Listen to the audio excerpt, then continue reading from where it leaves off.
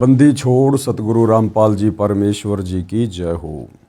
परमपिता परमात्मा सारी सृष्टि के रचनहार, कुल मालिक, असंख्य ब्रह्मांडों के स्वामी, जगत गुरु, तीनों लोकों में प्रवेश करके सबका धारण पोषण करने वाले राजाधिराज आत्माधार, नाथों के नाथ, देवों के देव महादेव, सर्वेश्वर महेश्वर मृत्युंजय, अजरो अमर, आदि अनादि सनातनी प्रभु, जगत पिता जगदीश्वर, श्री श्री 1008 की उपाधि के वास्तविक अधिकारी, अकाल मूर्त सौद स्वरूपी राम वासुदेव, सर्वगतम ब्रह्म, परम पूज्य, प्रथम पूज्य, परम संत, परम पुरुष, परम धनी, परम दयालु, सत्य कबीर, हक्का कबीर, अल्लाहु कबीर, अल्लाहु अकबर, बाखबर, अल्लाह ताला, जगत के तारणहार, जगत के मुक्तिदाता, जगत के जगन्नाथ, हारे के सहारे, हिंदुओं के राम, मुसलमानों के अल्लाह, सिखों के वाहिगुरु, ईसाइयों के मसीह, दया के सागर दया निधि, करुणा के सागर करुणा निधि, स्वयंभू परिभू, संकट मोचन, कष्ट हरण, मंगल करण,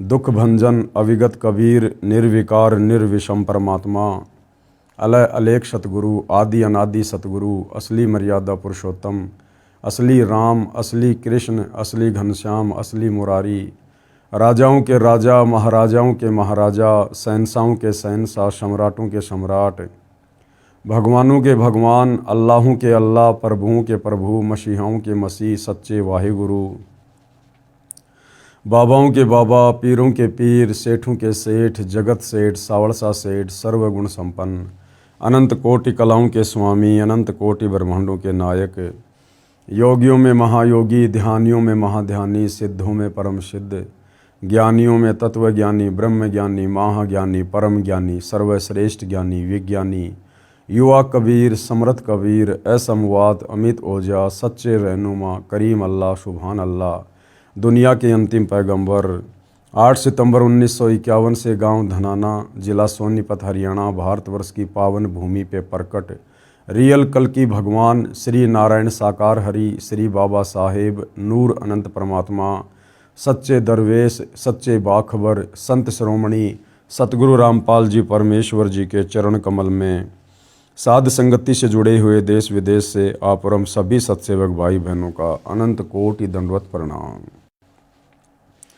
सत्साई भाई और बहनों, बहुत बड़ी दया, बहुत बड़ी मेहर पूज्य गुरुदेव भगवान की, परमेश्वर रामपाल जी की, जिनके शुभ आशीर्वाद से, विशेष आशीर्वाद से, उन्हीं के कर कमल से लिखित पवित्र पुस्तक हिंदू साहिबान नहीं समझे गीता वेद पुराण, इस पवित्र पुस्तक से हमें अध्यात्म के विषय में बहुत ही गहन जानकारियाँ प्राप्त हो रही है। इस पुस्तक पर लगभग 27 वीडियो बन चुके हैं। आज हमारा ये 28वां वीडियो है। प्रत्येक वीडियो में गुरुदेव भगवान के आशीर्वाद से हमें बहुत कुछ समझ में आ रहा है। इससे हमारी आत्मा में भक्ति मार्ग पर दृढ़ता आएगी, हमारा विश्वास बढ़ेगा और असल में हमें पता चलेगा कि परमेश्वर का सत भक्ति मार्ग क्या है, मुक्ति का यथार्थ मार्ग क्या है। तो यदि आप पहली बार वीडियो देख रहे हैं तो आप जी ने पार्ट नंबर 1 से वीडियो अवश्य देखने चाहिए, ताकि आप अध्यात्म के विषय में बहुत कुछ नहीं सब कुछ हासिल कर सकें। जिस वस्तु को प्राप्त करने के लिए हमें परमपिता परमेश्वर जी ने 184 योनियों से बाहर निकालकर ये एक सुंदर मनुष्य जन्म दिया है, स्त्री या पुरुष का, ये केवल परमेश्वर को पहचान कर, सतगुरु से उपदेश लेकर, सत भक्ति करके आत्मा के कल्याण के लिए मिलता है। और यदि वो काम हमने नहीं किया या उस कार्य को शुरू नहीं किया तो इंसान में और जानवर में कोई अंतर नहीं रह जाता है। तो भाई और बहनों, बहुत सारी गहन बातें अध्यात्म के विषय में हम प्राप्त कर चुके हैं। अब हम सृष्टि रचना को लेकर वीडियो बना रहे हैं, जो कि इसी पुस्तक के लास्ट में है। आज सृष्टि रचना पर यह 3रे नंबर का वीडियो है और इस पवित्र पुस्तक हिंदू साहिबान नहीं समझे गीता वेद पुराण, इस पर हमारा 28वें नंबर का वीडियो है। तो सृष्टि रचना हमारे धर्मशास्त्रों से भी प्रमाणित होती जा रही है। वेदों में भी सृष्टि रचना का प्रमाण है, पुराणों में भी सृष्टि रचना का प्रमाण है, गीता जी में भी सृष्टि रचना का प्रमाण है। साथ में कबीर परमेश्वर कलयुग में एक अच्छी आत्मा आदरणीय धर्मदास जी को आकर मिले। धर्मदास जी ने भी कबीर सागर में परमेश्वर के बताए तत्व ज्ञान आधार से सृष्टि रचना को साबित किया है, प्रमाणित किया है। उसके बाद आदरणीय गरीबदास जी के सदग्रंथ साहिब में, आदरणीय गरीबदास जी गांव छुडानी, जिला झज्जर, हरियाणा प्रांत में हुए थे आज से लगभग 300 वर्ष पहले। कबीर परमात्मा उनको सतलोक से आकर मिले थे। उनकी आत्मा को शरीर से निकाल कर सतलोक लेकर गए। उन्हें ऊपर के ब्रह्मांडों की और सतलोक की सारी व्यवस्था से परिचित करवाया, सतलोक के सुखों से परिचित करवाया, उनका ज्ञान योग खोला। और उसके बाद आदरणीय गरीबदास जी ने कबीर परमेश्वर जी की महिमा अपने मुखारविंद से, वाणियों के माध्यम से की, जिसको लिपिबद्ध कर लिया गया, जिस सदग्रंथ को हम अमर ग्रंथ भी कहते हैं, जिसका पाठ सतलोक आश्रम में होता है। और सतगुरु रामपाल जी जिस सूक्ष्म वेद को, अमर ग्रंथ साहिब को आधार बनाकर हमें अनमोल वचन सुनाते हैं। तो आदरणीय गरीबदास जी की वाणियों में भी सृष्टि रचना का बखूबी प्रमाण है, क्योंकि आज इस पृथ्वी पर वर्तमान में 5वां वेद आदरणीय गरीबदास जी का सदग्रंथ साहिब ही है। तो आदरणीय गरीबदास जी के सदग्रंथ साहिब में, उनकी वाणियों में सृष्टि रचना का कहाँ और क्या प्रमाण है, देखते हैं। आदरणीय गरीबदास साहिब जी की अमृतवाणी में सृष्टि रचना का प्रमाण। सृष्टि रचना आदि रमैणी सदग्रंथ, पेज नंबर 690 से 692 तक। आदि रमैणी अदली सारा जा दिन होते धुंधुकारा, यानी जिस समय कुछ भी नहीं था सिवाय उस एकमात्र कबीर परमेश्वर जी के। सत्य पुरुष की न्या प्रकाशा, हम होते तकत कबीर खवाशा। उसके बाद सत्य पुरुष कबीर देव ने ही सब कुछ रचा, सब कुछ उसके बाद में धीरे धीरे प्रकाश में आया। और आदरणीय गरीबदास जी कह रहे हैं कि हम उस कबीर परमात्मा के सिंहासन के नौकर हैं। हम उस समय हम उनके सिंहासन के नौकर थे, अर्थात परमेश्वर ने ही, कबीर देव जी ने ही खुद आदरणीय गरीबदास जी के रूप में भूमिका की। उन्होंने अपना डबल रोल किया। मन मोहिनी सृजी माया, सत्य पुरुष एक ख्याल बनाया, यानी जब काल में उस ब्रह्म ने सतलोक में 3 बार तप किया लंबे समय तक, उसके बाद परमात्मा जी ने वो हंस आत्मा, जिस हंस आत्मा ने सबसे पहले उस ब्रह्म के काल के साथ 21 ब्रह्मांड में आने की स्वीकृति दी थी, उसकी एक सुंदर स्त्री बनाई। मन मोहिनी सृजी माया और सत्य पुरुष एक ख्याल बनाया। धर्मराय सिरजे दरवानी, 64 युग तप सेवा ठानी। पुरुष पृथ्वी जाकू दीनी, राज करो देवा आधीनी। उसके तप के बदले परमात्मा ने उसे 21 ब्रह्मांड का राज्य दिया। ब्रह्मांड 21 राज तुम दीन्या, मन की इच्छा सब जुग लीन्या। माया मूल रूप एक छाजा, मोही लिए जिन्हू धर्मराजा। धर्म का मन चंचल चित धारा, मन माया का रूप विचारा। परमात्मा ने जिस हंस को युवा लड़की बनाया था, उसके निखरे हुए रूप रंग को देखकर, और जो धर्मराज था, काल था, ब्रह्म था, वो भी पागल सा हो गया। चंचल चेरी चपल चिरागा, या के परसे सर्वस जागा। धर्मराय किया मन का भागी, विषय वासना संग से जागी। आदि पुरुष अदली अनुरागी, धर्मराय दिया दिल से त्यागी। और जब उसने दुर्गा के साथ में, अष्टंगी के साथ में बद व्यवहार किया, तो परमात्मा ने धर्मराय यानी काल को अपने दिल से त्याग दिया। पुरुष लोक से दिया ढहाई, यानी सतलोक से उसको बाहर निकाल दिया। अगम दीप चली आए भाई। सहज दास जिस दीप रहनता, कारण कौन कौन कुलपंथा। धर्मराय बोले दरबानी, सुनो सहज दास ब्रह्मज्ञानी। सहज दास जी से उस धर्मराय काल ने कहा कि आप मुझे यहीं रख लो अपने लोक में, क्योंकि परमात्मा ने मुझे निकाल दिया है, मैं बहुत ज़्यादा दुखी हो जाऊंगा। 64 युग हम सेवा कीनी, पुरुष पृथ्वी हमको दीनी। उसने कहा कि मैंने बहुत लंबे समय तक तप किया है, जिसके प्रतिफल में परमात्मा ने मुझे 21 ब्रह्मांड का राज्य प्रदान किया। चंचल रूप भया मन बोरा, मन मोहिनी ठगिया भोरा। सत्य पुरुष के नामन भाए, पुरुष लोक से हम चले आए। अगर दीप सुनत बड़ भागी, सहज दास मेटो मन पागी। बोले सहज दिलदानी, हम तो चाकर सत सैदानी। सहजदास जी ने कहा, भैया मैं तो परमात्मा का नौकर हूँ, मैं तो उनसे प्रार्थना कर सकता हूँ, उनके बाद उनकी क्या आज्ञा होगी बताऊँगा। सत्य पुरुष से अर्ज गुजारूं, जब तुम्हारा विमान उतारूं। तुम्हारा जो ये विमान है ना 21 ब्रह्मांड रूपी, मैं इसको अपने लोक में उस समय उतरने की अनुमति दूंगा जब मुझे सत्य पुरुष आज्ञा देगा। सहजदास को किया पियाना, सत्यलोक लिया परवाना। सहजदास जी ने समाधि लगाई और सतलोक में अपने परमपिता परमेश्वर कबीर साहिब जी से बातें की। सत्य पुरुष साहिब सरभंगी, अविगत अदली अचल अभंगी। धर्मराय तुमरा दरबानी, अगर दीप चली गए प्राणी। कौन हुक्म करी अर्ज आवाजा, कहाँ पठाओ उस धर्मराजा। और सहजदास जी ने परमात्मा से प्रार्थना की कि आपका एक नौकर धर्मराय मेरे लोक में रहने की अनुमति चाहता है। हे गुरुदेव, हे परमात्मा, आपकी क्या आज्ञा है। बही आवाज अदली एक साजा।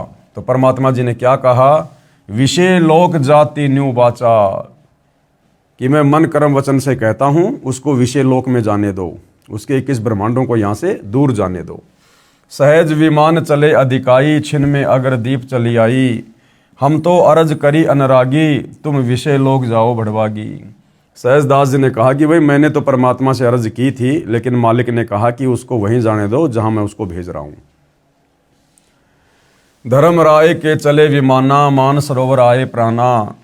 मान सरोवर रह न पाए, दरे कबीरा थाना लाए। सहजदास जी के दीप के आगे परमात्मा कहते हैं एक मानसरोवर था, वहां पर काल ने अपने विमान को रोकना चाहा, लेकिन वहां खुद कबीर परमात्मा बैठे हुए थे, उन्होंने वहां भी उसको नहीं रुकने दिया। बंकनाल की विषम भाटी, तहां कबीरा रोकी घाटी। इन पांचों मिल जगत बंधाना, लख 84 जीव संताना। आगे चलकर फिर 21 ब्रह्मांड में इन पांचों ने मिलकर हम सभी आत्माओं को शरीर में बांधकर तीनों गुणों के बंधन में बांध दिया। पांचों कौन, खुद ये काल, इसकी पत्नी दुर्गा और 3 इनके संतान ब्रह्मा विष्णु महेश। ब्रह्मा विष्णु महेश्वर माया, धर्मराय का राज पठाया। ये ब्रह्मा विष्णु महेश ही इस काल के पूरे ढमढमे को चला रहे हैं। यो खोकापुर झूठी बाजी, बिस्ती बैकुंठ दगासी साजी। ये खोकापुर यानी 21 ब्रह्मांड, ये तो झूठी बाजी है, नश्वर है।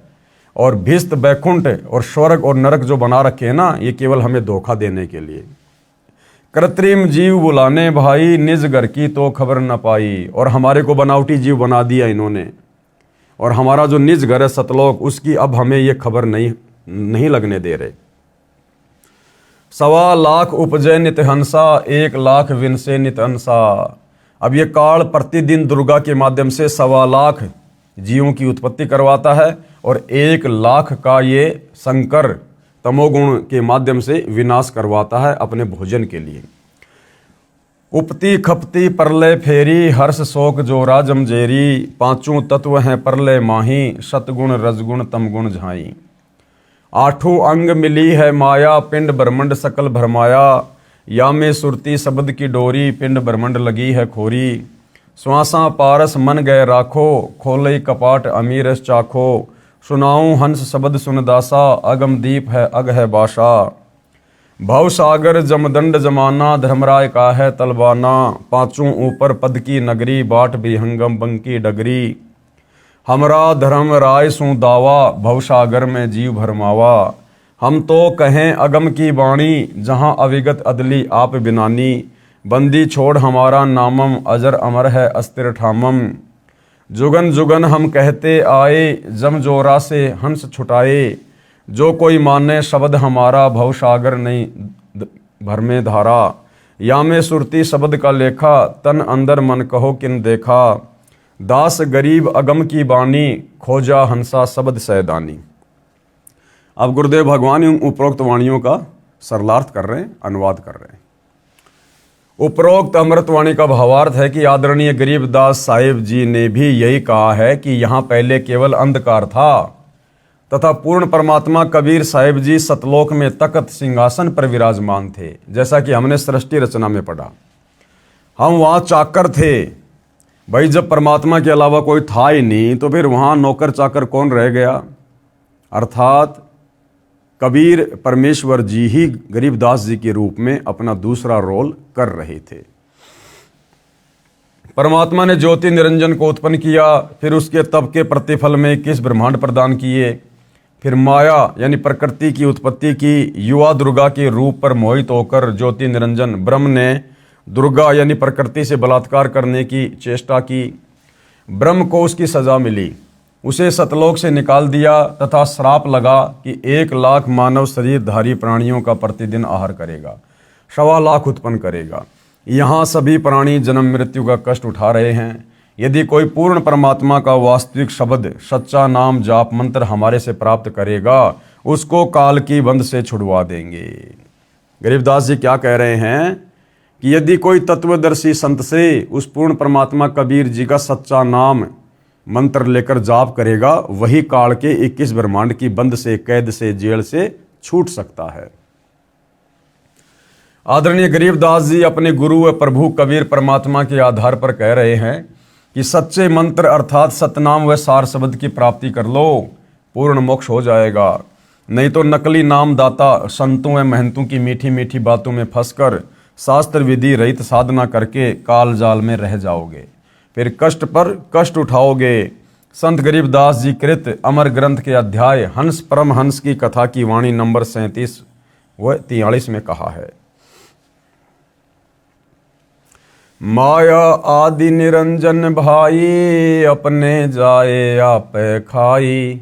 ब्रह्मा विष्णु महेश्वर चेला, ओम सोहम का है खेला। शिखर सुन में धर्म अन्यायी, जिन शक्ति डायन मैल पठाई। लाख गरा से नित उठ दूती, माया आदि तकत की कुत्ती। 1.25 लाख घड़िए नित भांडे, हंसा उत्पत्ति पर ले डांडे। ये तीनों चेला बटपारी, सिरजे पुरुषा सिरजी नारी।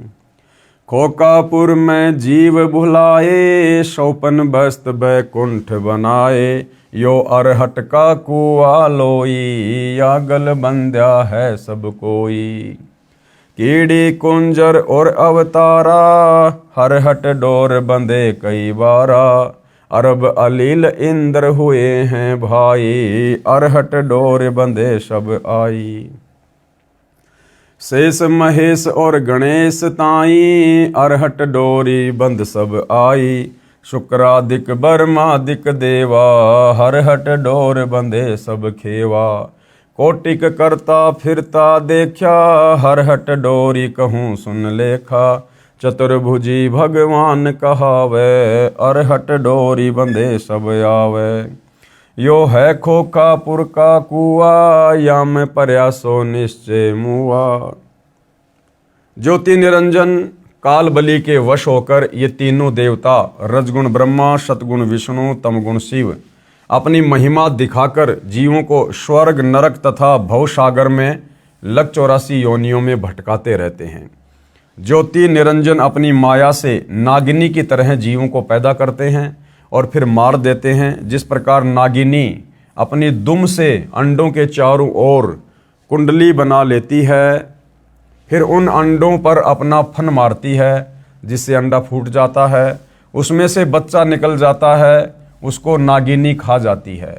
फन मारते समय कई अंडे फूट जाते हैं क्योंकि नागिनी के बहुत सारे अंडे होते हैं। जो अंडे फूटते हैं उनमें से बच्चे निकलते हैं। यदि कोई बच्चा कुंडली यानी सर्पनी की दुम का घेरा से बाहर निकल जाता है तो वह बच्चा बच जाता है, नहीं तो कुंडली में वह नागिनी छोड़ती नहीं है। तो इसी प्रकार भाइयों और बहनों, ये काल और दुर्गा इन्होंने आप और हम सभी जीव आत्माओं के चारों तरफ कुंडली मार रखी है, हमें 21 ब्रह्मांड में बांध रखा है और तीनों गुणों के माध्यम से रजगुण ब्रह्मा, सतोगुण विष्णु, तमोगुण शिव के माध्यम से यहीं पर फंसाया हुआ है। जो आत्मा समय रहते तत्वदर्शी संत से उपदेश लेकर आजीवन सत भक्ति कर लेती है, वो यहाँ से निकल जाती है, अन्यथा यही जन्म मरण के चक्कर में, लक 84 के चक्कर में पड़ी रहती है। जितने बच्चे उस कुंडली के अंदर होते हैं उन सब को खा जाती है। जो साधक ब्रह्म यानी काल ब्रह्म यानी ज्योति निरंजन देवी दुर्गा तथा ब्रह्मा विष्णु शिव तथा अन्य देवताओं तक की भक्ति करते हैं, वे काल ब्रह्म रूपी नागनी के घेरे यानी जन्म मरण के चक्कर में काल लोक में रह जाते हैं, जिनको काल ज्योति निरंजन खाता है। माया काली नागनी अपने जाए खात, और कुंडली में छोड़े नहीं सो बातों की बात। इसी प्रकार यह काल बलि का जाल है। निरंजन तक की भक्ति पूरे संत से नाम लेकर करेंगे तो भी इस निरंजन की कुंडली 21 ब्रह्मांडों से बाहर नहीं निकल सकते। यदि हम इस काल के भी अधिकारी गुरु से नाम लेकर काल की भक्ति करेंगे तो भी हम इसी के जाल में रहेंगे। स्वयं ब्रह्मा विष्णु महेश आदि माया शेरा वाली भी निरंजन की कुंडली में है। ये बेचारे अवतार धार कर आते हैं और जन्म मृत्यु का चक्कर काटते रहते हैं, जैसे राम रूप में, श्री कृष्ण रूप में, फिर लक 84 में।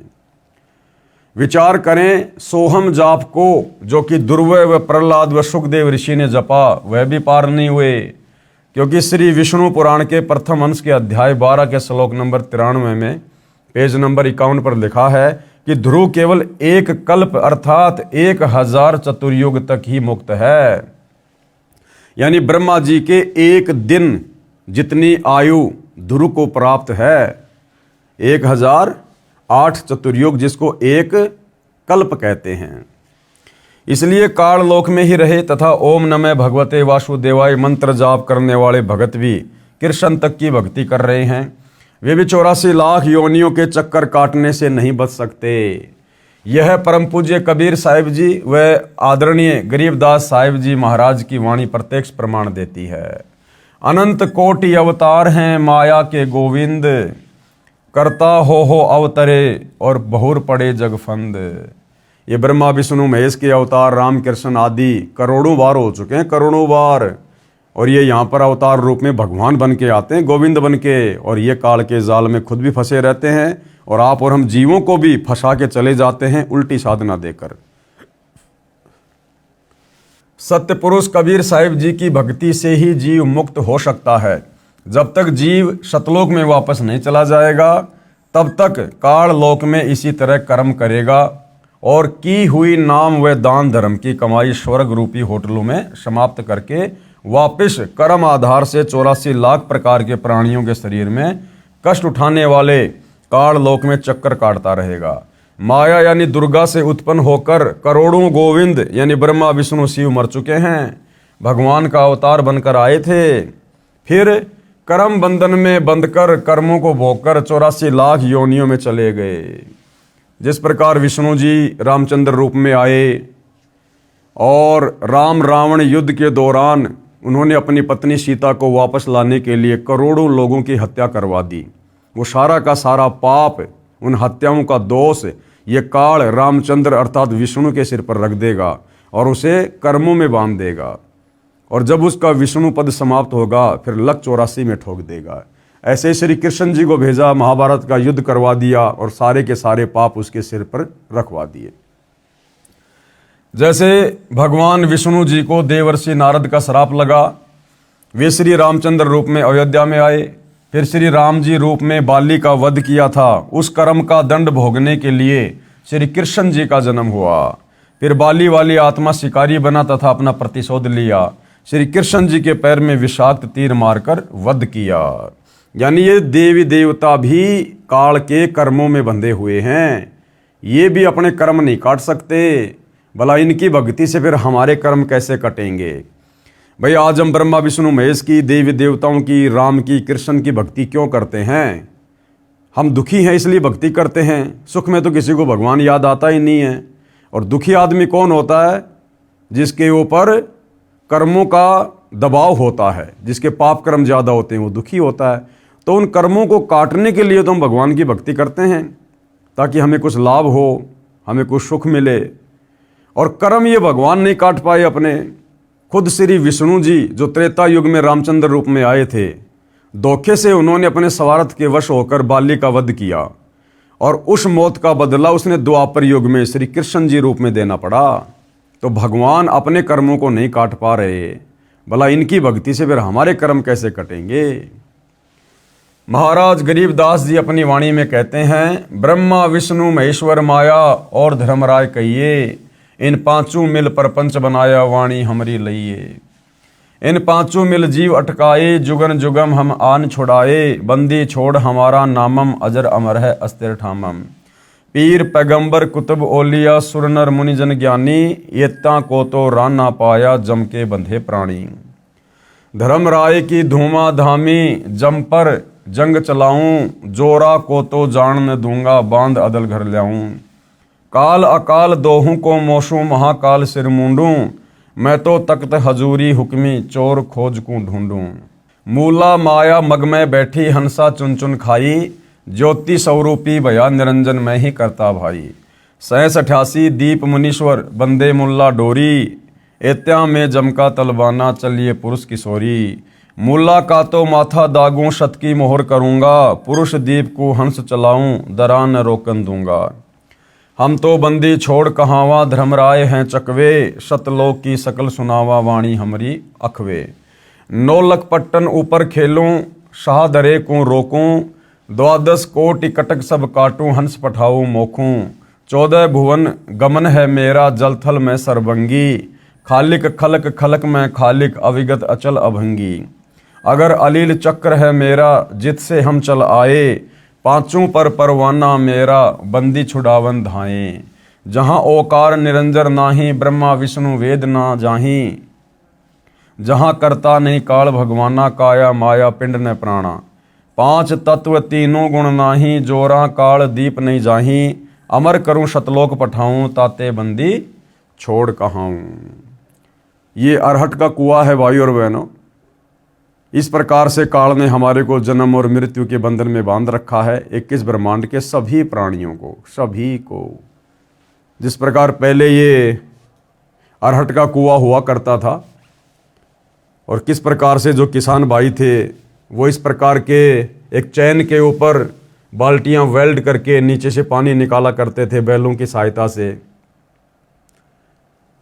और ये जो बाल्टियां हैं ये नीचे जाकर ये पानी से भर जाती हैं। ये बाल्टियां अपने आप में पानी को भर लेती हैं यहाँ ऐसे, और फिर ऊपर आकर पानी वहाँ पर खाली कर देती हैं। पानी वहाँ से खेतों में चला जाता था, फिर बाल्टी यहाँ पर खाली हो जाती थी, फिर नीचे कुएं में आती थी, फिर यहाँ से पानी भरती, फिर चलती, फिर यहाँ खाली हो जाती। इसको अरहट का कुआं कहते हैं। तो ये जितने भी ब्रह्मा विष्णु महेश हैं, 33 करोड़ देवी देवता हैं, 9 नाथ 84 सिद्ध हैं, जितने भी ये तपस्वी हैं, आप और हम आम जीव हैं, हाथी से लेकर चींटी तक, ये सब इसी प्रकार से 21 ब्रह्मांड में जन्म और मृत्यु के चक्कर में बंधे हुए हैं, अपना कर्म भोगते रहते हैं। इस पृथ्वी लोक पर आते हैं, मनुष्य जन्म प्राप्त करते हैं, थोड़ी बहुत भक्ति करते हैं, ये भक्ति धन यहाँ से भरते हैं और ऊपर जाकर ब्रह्मा विष्णु महेश के लोक में, स्वर्ग में अपनी भक्ति कमाई को खाली करके आ जाते हैं। फिर काल हमारा नींबू सा निचोड़ कर फिर हमारे को नीचे भेज देता है कि जाओ कमाओ, फिर से भक्ति लेकर आओ, फिर से थोड़े बहुत समय ऊपर रहो, फिर गधे कुत्ते सुअर बनो, कभी ब्रह्मा विष्णु महेश बनो। इस प्रकार से ये अरहट का कुआं इस काल ने यहाँ पर सेट किया हुआ है, सभी आत्माओं को कर्म बंधनों में बांध रखा है। कबीर परमेश्वर यानी कबीर देव की महिमा बताते हुए आदरणीय गरीबदास साहिब जी कह रहे हैं कि हमारे प्रभु कबीर यानी कबीर देव बंदी छोड़ हैं। बंदी छोड़ का भावार्थ है काल की कारागार से छुटवाने वाला। काल ब्रह्म के 21 ब्रह्मांडों में सर्व प्राणी पापों के कारण काल के बंदी हैं। पूर्ण परमात्मा कबीर देव यानी कबीर साहिब पाप का विनाश कर देते हैं। पापों का विनाश न ब्रह्म यानी ना तो काल कर सकता है, ना काल से ऊपर जो परब्रह्म है वो कर सकता है, न ही ब्रह्मा विष्णु शिव कर सकते हैं। केवल जैसा कर्म है उसका वैसा ही फल देते हैं। इसलिए यजुर्वेद अध्याय 5 के मंत्र 32 में लिखा है, कबीर अंगारी असी। कबीर देव यानी कबीर परमेश्वर अंग अरी यानी पापों का शत्रु है। बमभारी, बमभारी का अर्थ है बंधनों का, और अरी मानी शत्रु अर्थात बंधनों का शत्रु यानी बंदी छोड़ है। यानी इस काल ने 21 ब्रह्मांड में हमारे ऊपर जो कर्म लगा रखे हैं केवल कबीर परमेश्वर ही अपनी सत भक्ति देकर उन कर्मों से हमें छुड़वा सकते हैं। इन पांचों कौन? ब्रह्मा विष्णु शिव माया और धर्मराय से ऊपर सत्य पुरुष परमात्मा कबीर देव है जो सतलोक का मालिक है। शेष सारी परब्रह्म ब्रह्म तथा ब्रह्मा विष्णु शिव व आदि माया नाशवान परमात्मा है। यानी कबीर जी के अलावा ये जितने भी नकली भगवान है, परब्रह्म है, ब्रह्म है, दुर्गा है, ब्रह्मा विष्णु महेश है, ये सब नाशवान है, इनका जन्म और मृत्यु होता है। महाप्रलय में ये सब तथा इनके लोक समाप्त हो जाएंगे। आम जीव से कई हजार गुना ज़्यादा लंबी इनकी उम्र है, परंतु जो समय निर्धारित है वह एक दिन पूरा अवश्य होगा। इसी विषय में आदरणीय गरीबदास जी महाराज ने कहा है, शिव ब्रह्मा का राज इंद्र गिनती कहाँ, चार मुक्ति बैकुंठ समझ एता लहा, शंख जुगन की जूनी उम्र बड़ी धारिया, जा जननी कुर्बान सु कागज फारिया। एती उम्र बुलंद मरेगा अंतरे, सतगुरु लगे न कान न भेटे संतरे। कि भैया चाहे कितनी लंबी उम्र हो इनकी, अंत में इनकी भी मृत्यु होगी। चाहे शंख युग की लंबी उम्र भी क्यों ना हो, वह एक दिन समाप्त जरूर होगी। यदि सत्य पुरुष परमात्मा कबीर देव, कबीर साहिब के नुमाइंदे, पूर्ण संत गुरु, जो 3 नाम का मंत्र जिसमें एक ओम है, दूसरा तत् है, तीसरा सत सांकेतिक है, वो देता है, तथा उसे पूर्ण संत द्वारा नामदान करने का आदेश है, उसे उपदेश लेकर नाम की कमाई करेंगे तो हम सतलोक के अधिकारी हंस हो सकते हैं। सत्य साधना बिना बहुत लंबी उम्र कोई काम नहीं आएगी, क्योंकि निरंजन लोक में दुख ही दुख है। कबीर जीवन तो थोड़ा ही भला, जय सत सुमरण होए, और लाख बरस का जीवना लेख धरे न कोई। यदि सत्य साधना की जाए तो कम आयु ही अच्छी है। यदि सत्य साधना सत्य पुरुष की नहीं है तथा काल ब्रह्म की व देवताओं व देवियों की पूजा करके व प्राणायाम आदि करके लंबी आयु जीने वालों का कोई लेखा यानी अकाउंट मोक्ष मार्ग में नहीं किया जाएगा। इतनी लंबी आयु जितनी शंकर जी की है, यदि मिल जाए तो भी एक दिन मृत्यु अवश्य होगी। भक्ति गलत है, इसलिए जन्म तथा मृत्यु का चक्कर बना रहेगा। ऐसी आयु का क्या औचित्य है।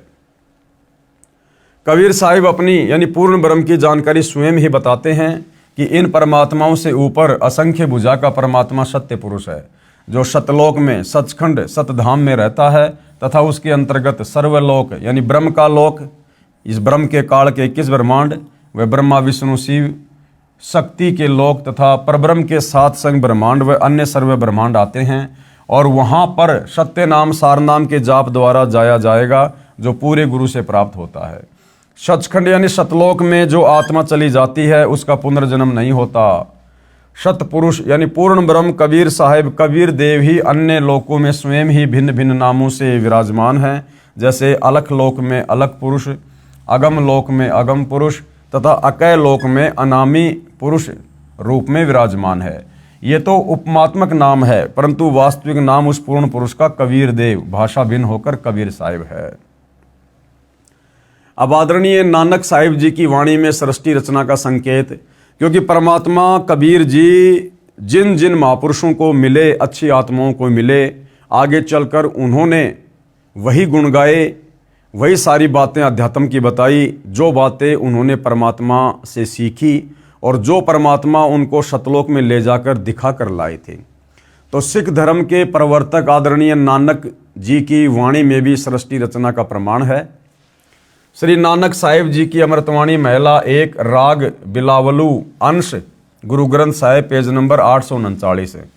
आपे सचू किया कर जोड़ी, अंडज फोड़ी जोड़ी विछोड़, धरती आकाश किए बैसन कहूँ थाऊं, राती दिन तू किए भऊ भाऊ, जिन किए करी वेखण हारा, तरतिया ब्रह्मा विष्णु महेशा, देवी देव उपाय वेशा, पौण पाणी अग्नि बिसराऊं, ताहि निरंजन साचो नाऊं, तिसु मही मनवा रहिया लिव लाई, प्रणवती नानक कालू न खाई।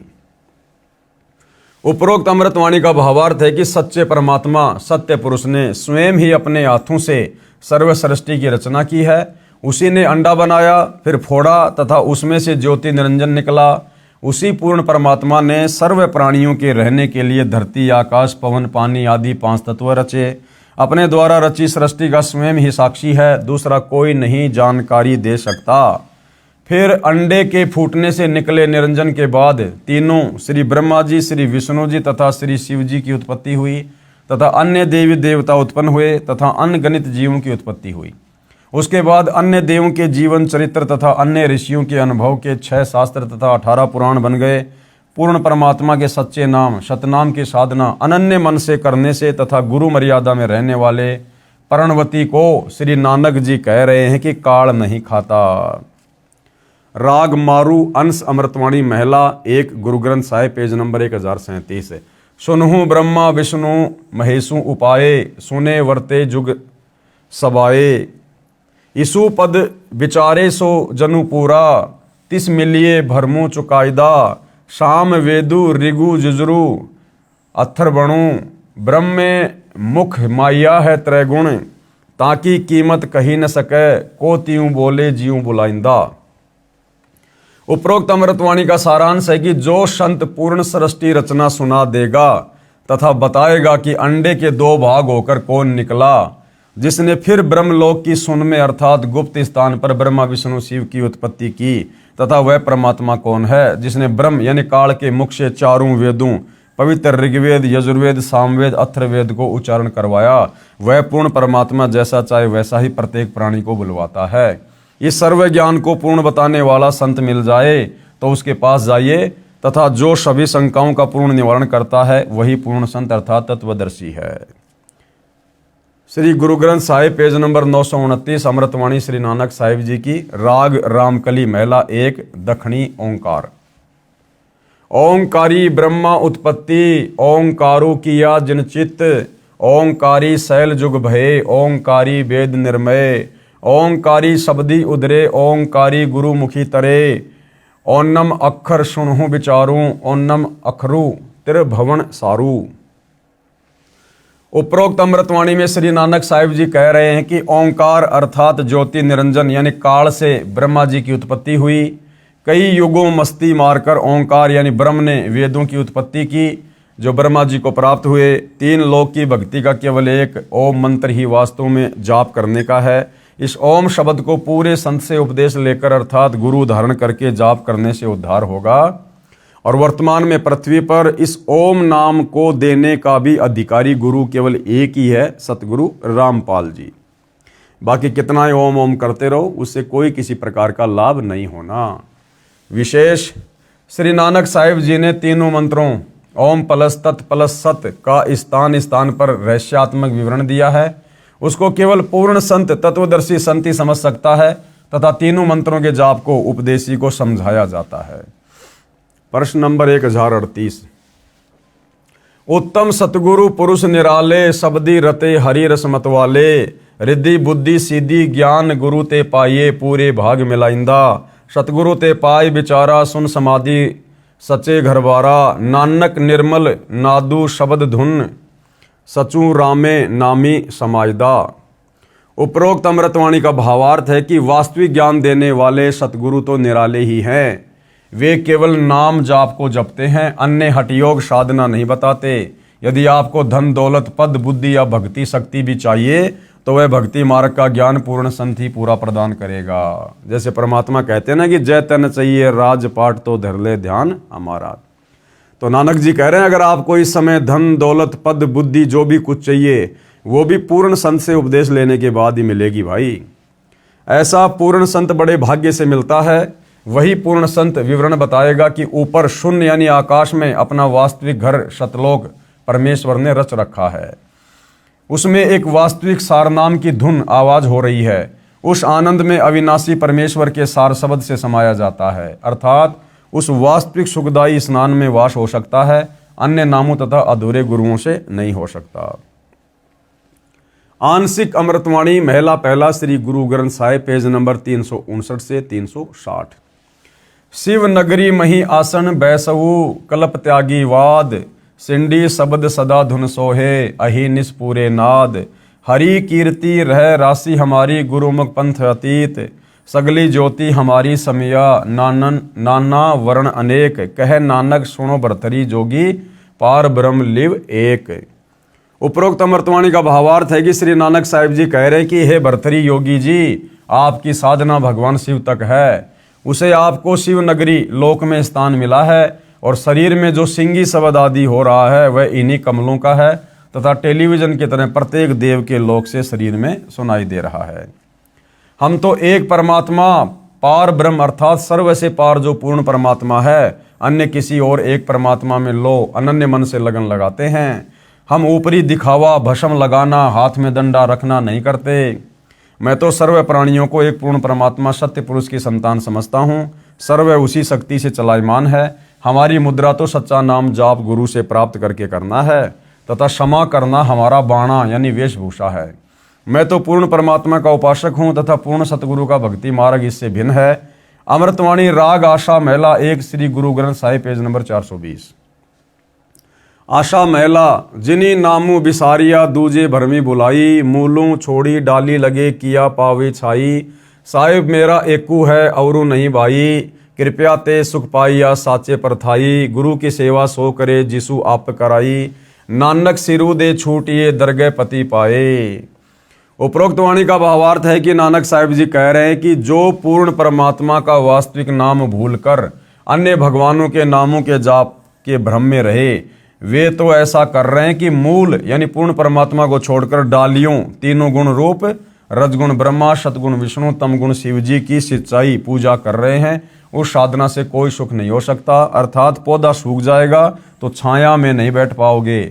भावार्थ है कि शास्त्र विधि रहित साधना करने से व्यर्थ प्रयत्न है, कोई लाभ नहीं। इसी का प्रमाण पवित्र गीता अध्याय 16 श्लोक 23-24 में भी है।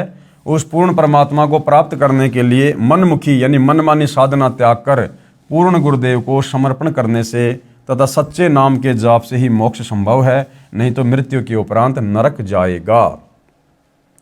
श्री गुरु ग्रंथ साहिब पेज नंबर 843 से 844। बिलाउलू महिला मैं मन चाहूँ घना साची बिगासी राम, मोहि प्रेम प्रे प्रभु अविनाशी राम। अविगतो हरि नाथु नाथ तिसे भावे सो थिये, कृपालु सदा दयालु दाता जिया अंदर तू जिए। मैं आधारू तेरा तू खसमू मेरा, मैं ताणू तकिया तेरो साची सूचा सदा नानक गुरसबदी झगरू निबेरो। उपरोक्त अमृतवाणी में श्री नानक साहिब जी कह रहे हैं कि अविनाशी पूर्ण परमात्मा नाथों का भी नाथ है, अर्थात देवों का भी देव है। सर्व प्रभु श्री ब्रह्मा जी, श्री विष्णु जी, श्री शिव जी तथा ब्रह्म व परब्रह्म पर भी नाथ है, अर्थात स्वामी है। मैं तो सच्चे नाम को हृदय में समा चुका हूँ।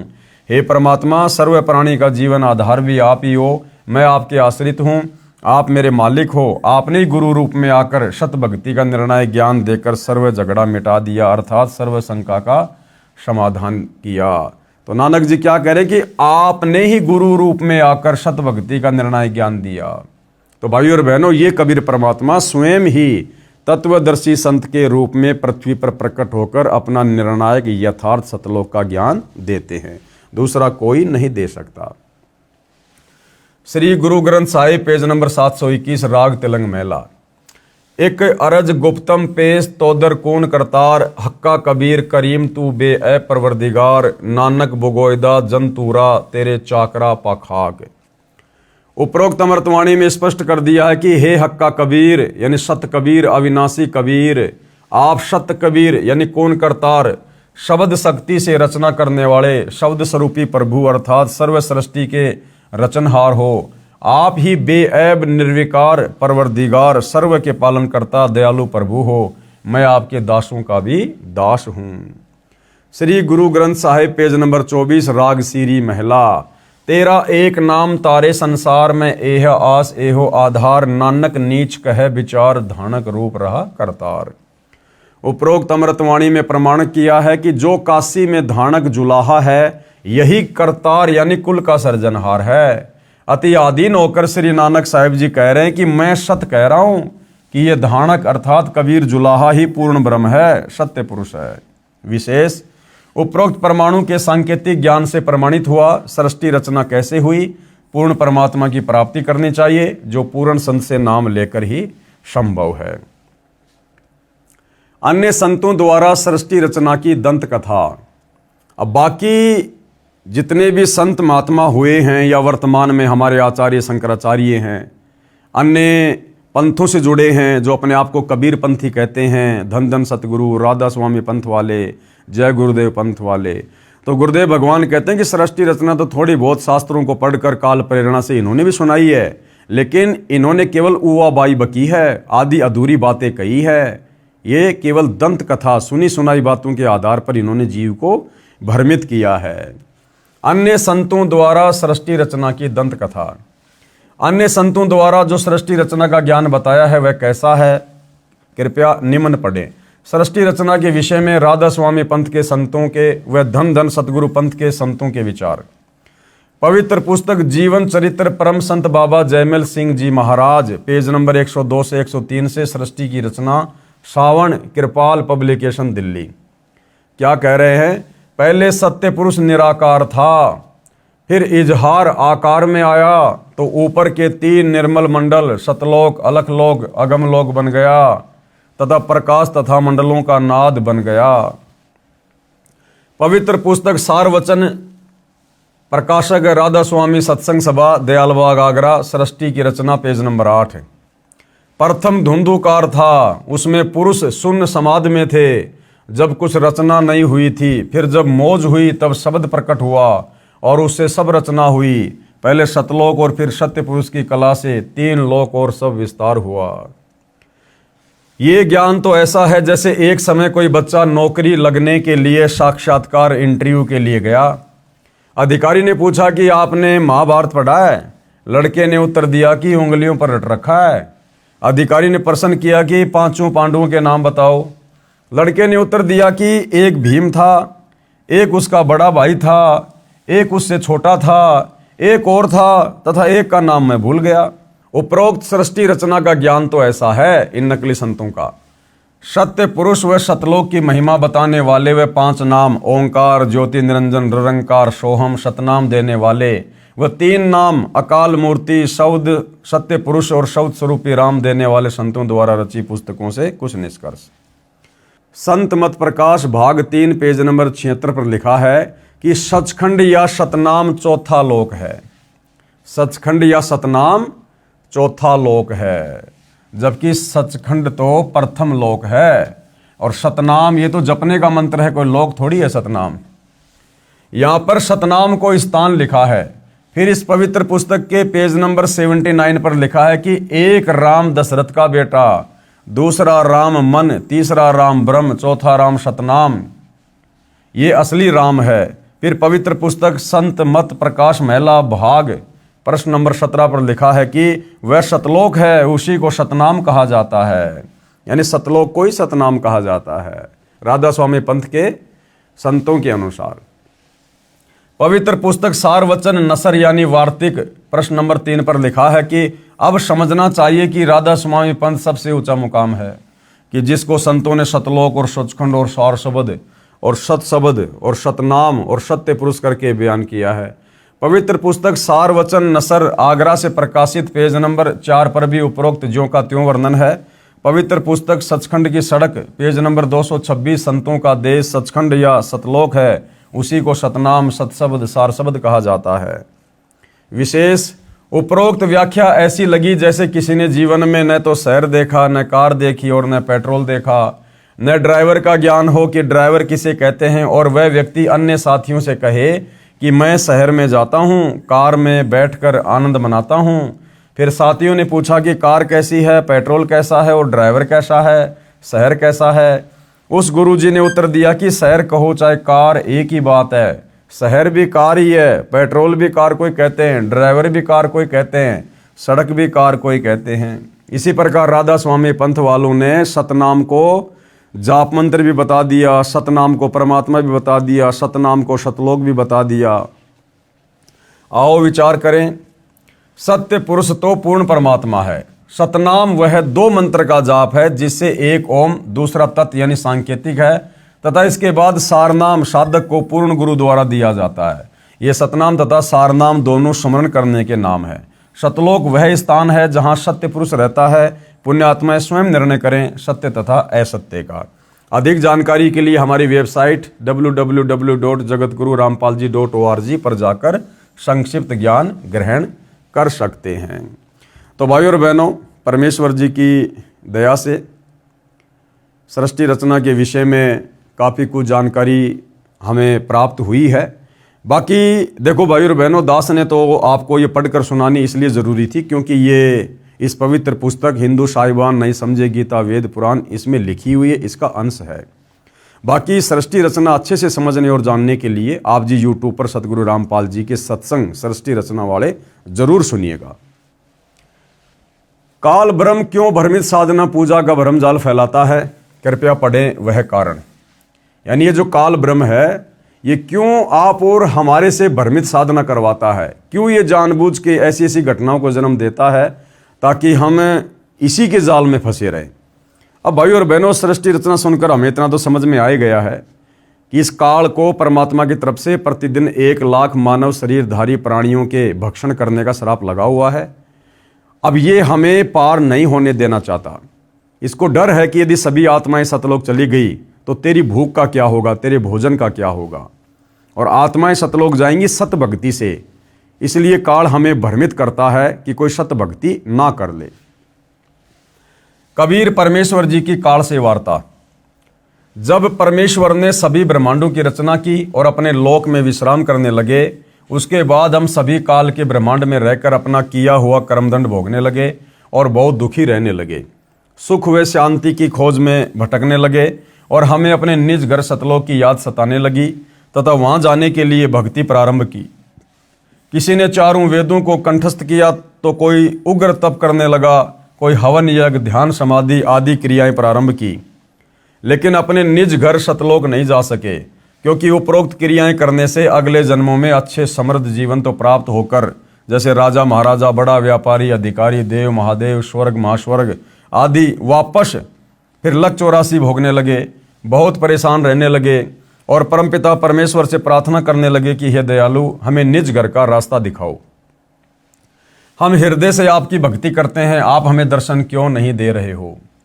यह वृतांत कबीर साहिब ने धर्मदास जी को बताते हुए कहा कि धर्मदास, इन जीवों की पुकार सुनकर मैं अपने सतलोक से जोगजीत का रूप बनाकर काल लोक में आया। जोगजीत यानी परमात्मा ने प्रथम बार अपने 16 वचनों से जो 16 पुत्रों की रचना की थी, उनमें उनके एक पुत्र का नाम जोगजीत है। आते परमात्मा खुद हैं, लेकिन अपने पुत्र जोगजीत का रूप बनाकर आए। तब 21वें ब्रह्मांड में जहां काल का निज घर है, जहां पर 21वें ब्रह्मांड में यह काल रहता है, वहां पर तपतशिला पर जीवों को भूनकर सूक्ष्म शरीर से गंध निकाला जा रहा था। मेरे पहुंचने के बाद उन जीवों की जलन समाप्त हो गई। उन्होंने मुझे देखकर कहा कि हे पुरुष, आप कौन हो? आपके दर्शन मात्र से ही हमें बड़ा सुख व शांति का आभास हो रहा है। फिर मैंने बताया कि मैं पार ब्रह्म परमेश्वर कबीर हूं। आप सब जीव मेरे लोक से आकर काल ब्रह्म के लोक में फंस गए हो। ये काल रोजाना 1 लाख मानव के सूक्ष्म शरीर से गंध निकाल कर खाता है और बाद में नाना प्रकार की योनियों में दंड भोगने के लिए छोड़ देता है। तब वे जीव आत्माएं कहने लगी कि हे दयालु परमेश्वर, हमें इस काल की जेल से छुड़वाओ। मैंने बताया कि यह ब्रह्मांड काल ने 3 बार भक्ति करके मेरे से प्राप्त किए हुए हैं। जो आप यहाँ सब वस्तुओं का प्रयोग कर रहे हो, ये सभी काल की हैं और आप सब अपनी इच्छा से घूमने के लिए आए हो। इसलिए अब आपके ऊपर काल ब्रह्म का बहुत ज्यादा ऋण हो चुका है और वह ऋण मेरे सच्चे नाम के जाप के बिना नहीं उतर सकता। जब तक आप ऋण मुक्त नहीं हो सकते, तब तक आप काल ब्रह्म की जेल से बाहर नहीं जा सकते। इसके लिए आपको मुझसे नाम उपदेश लेकर भक्ति करनी होगी, तब मैं आपको छुड़ा कर ले जाऊंगा। हम ये वार्ता कर ही रहे थे कि वहां पर काल ब्रह्म प्रकट हो गया और उसने मुझे बहुत क्रोधित होकर मेरे ऊपर हमला बोला। मैंने अपनी शब्द शक्ति से उसको मूर्छित कर दिया। फिर कुछ समय बाद वह होश में आया, मेरे चरणों में गिरकर क्षमा याचना करने लगा और बोला कि आप मुझसे बड़े हो, मुझ पर कुछ दया करो और ये बताओ कि आप मेरे लोक में क्यों आए हो। तब मैंने काल पुरुष को बताया कि कुछ जीवात्माएं भक्ति करके अपने निज घर सतलोक में वापस जाना चाहती हैं। उन्हें सत भक्ति मार्ग नहीं मिल रहा है, इसलिए वे भक्ति करने के बाद भी इसी लोक में रह जाती हैं। मैं उनको सत भक्ति मार्ग बताने के लिए और तेरा भेद देने के लिए आया हूं कि तू काल है, 1 लाख जीवों का आहार करता है और 1.25 लाख जीवों को उत्पन्न करता है तथा भगवान बनकर बैठा है। मैं इनको बताऊंगा कि तुम जिसकी भक्ति करते हो वह भगवान नहीं है, काल है। इतना सुनते ही काल बोला कि यदि सब जीव वापस चले गए तो मेरे भोजन का क्या होगा, मैं भूखा मर जाऊंगा। आपसे मेरी प्रार्थना है कि 3 युगों में जीव कम ले जाना, सतयुग त्रेता द्वापर 3 युगों में जीव कम लेकर जाना और सबको मेरा भेद मत देना कि मैं काल हूं, सबको खाता हूं। जब कलयुग आए, जो वर्तमान में आ चुका है, जब कलयुग आए तो चाहे जितने जीवों को ले जाना, ये वचन काल ने मुझसे प्राप्त किए। कबीर साहिब ने धर्मदास को आगे बताते हुए कहा कि सतयुग, त्रेता युग, द्वापर युग में भी मैं आया था और बहुत जीवों को सतलोक लेकर गया, लेकिन इसका भेद नहीं बताया। अब मैं कलयुग में आया हूं और काल से मेरी वार्ता हुई है। काल ब्रह्म ने मुझसे कहा है कि अब आप चाहे जितना जोर लगा लेना, आपकी बात कोई नहीं सुनेगा। प्रथम तो मैंने जीव को भक्ति के लायक ही नहीं छोड़ा है, उसमें बीड़ी, सिगरेट, शराब, मांस आदि दुर्व्यसन की आदत डालकर इनकी वृत्ति को बिगाड़ दिया है। नाना प्रकार की पाखंड पूजा में जीव आत्माओं को लगा दिया है। दूसरी बात ये होगी कि जब आप अपना ज्ञान देकर वापस अपने लोक में चले जाओगे, उससे पहले मैं काल अपने दूत भेजकर आपके पंथ से मिलते जुलते 12 पंथ चलाकर जीवों को भ्रमित कर दूंगा। जैसे राधा स्वामी, धन धन सदगुरु, निरंकारी, जय गुरुदेव, हंसा पंथ, ये सब काल के द्वारा चलाए गए पंथ हैं। वे सारे महिमा तो सतलोक की बताएंगे, आपका ज्ञान कथेंगे, लेकिन नाम जाप मेरा करेंगे, यानी काल का, जिसके परिणाम स्वरूप मेरा ही भोजन बनेंगे। ये बात सुनकर कबीर साहिब ने कहा कि आप अपनी कोशिश करना, मैं सतमार्ग बताकर ही वापस जाऊंगा और जो मेरा ज्ञान सुन लेगा वह तेरे बहकाव में कभी नहीं आएगा। सतगुरु कबीर साहिब ने कहा कि हे निरंजन, यदि मैं चाहूं तो तेरे सारे खेल को क्षण भर में समाप्त कर सकता हूं, परंतु ऐसा करने से मेरा वचन भंग होता है। ये सोचकर मैं अपने प्यारे हंसों को यथार्थ ज्ञान देकर शब्द का बल प्रदान करके सतलोक ले जाऊंगा। और कहा, कह कबीर सुनो धर्मराया, हम शंखों हंसा पद परसाया, जिन लेन्या हमरा परवाना, सो हंसा हम की अमना। पवित्र कबीर सागर में जीवों को काल ब्रह्म द्वारा भूल भुलैया में डालने के लिए तथा अपनी भूख को मिटाने के लिए तरह तरह के तरीकों का वर्णन। काल ने क्या कहा, 12 पंथ करूं मैं साजा, नाम तुम्हारा ले करूं आवाजा। कि आप कबीर के नाम से मैं 12 नकली कबीर पंथ चलाऊंगा, तुम्हारा नाम ले लेकर और अपने झूठे मंत्र दे देकर जीवों को फंसाऊंगा। 12 यम संसार पठाओ, मैं 12 अपने काल के दूत संसार में भेजूंगा और नाम तुम्हारे पंथ चलाओ, और तुम्हारे नाम से पंथ चलाऊंगा कबीर पंथ। प्रथम दूत मम प्रगटे जाई, पीछे अंश तुम्हारा आई, ये विधि जीव को भरमाऊं, पुरुष नाम जीवन समझाऊं। 12 पंथ नाम जो ले है, हमरे मुख में आन समोए, कहा तुम्हारा जीवन माने, हमरी और होए बाद बखाने।